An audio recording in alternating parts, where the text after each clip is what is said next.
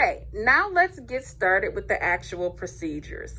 First, Ken is going to show us the two types of suctioning, open suction and closed suction.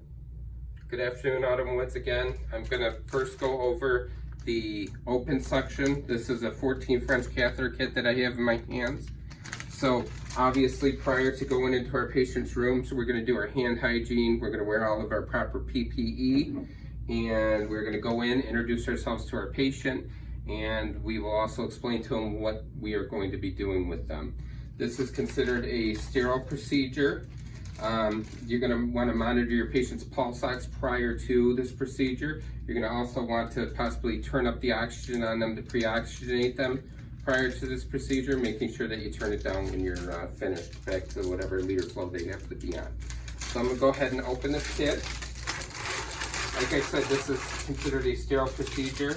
We have in the kit a little basin that comes in here. That's to put some saline or sterile water in to be able to clean the catheter in between suctioning.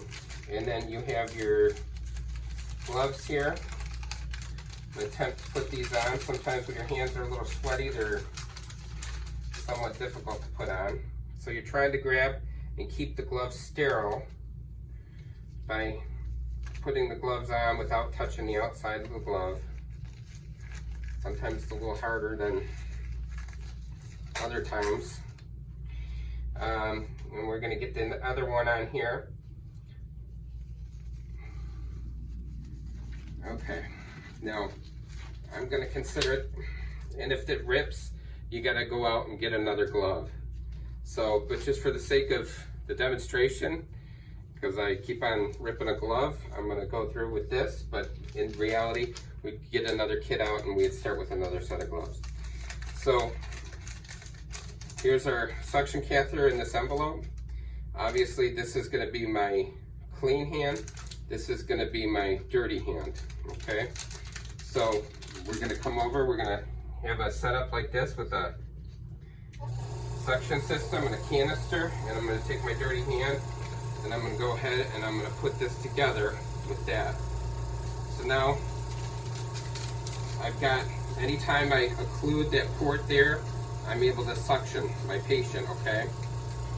So basically what we're going to do is we're going to take and we're going to move aside the trach mask here. Get this unbuttoned with one hand. Okay, and we're going to keep the oxygen close by us. So now I'm going to take this out of the envelope with my clean hand, making sure to not let it touch anything. I'm going to just kind of wrap it around. Okay, I want to make sure I've got, you can kind of curl it up like that and get it into your hand or wrap it around your hand completely. Got to make sure I have full control over that. We're going to go down into the trachea. We're going to feed it in. We're going to go till we meet resistance. And then once we meet resistance or the patient starts coughing, you're going to occlude every so often. You're going to be kind of twirling it a little bit as you come out, and you're going to be getting some secretions out. And then if, say we had a bunch of secretions in here and we want it to go down one more time, the patient's got a lot of secretions, we're going to go into our water basin and we're just going to suction some of that water out to clean out the catheter, and then we're going to go back in. You should go no more than twice. It should always, if you need to go more than 2 times, you should get another kit and start all over again with fresh gloves and fresh everything. So we're going to go in one more time and go down, feed it down till we meet that resistance. We're going to pull back a little bit. They start coughing, and we can occlude it and kind of twirl it as it's coming out. Every so often, lift our thumb up, and then we're pretty much done. So we're going to take this, we're going to unhook, we're going to keep this in our hands, we're going to remove our glove. We can have that done, and then we can take and we can snap the oxygen back into place on our patient. And we can always change out our gloves. We can dispose of these and get a fresh set of regular gloves to work with the patient some more. Is that okay? I mean...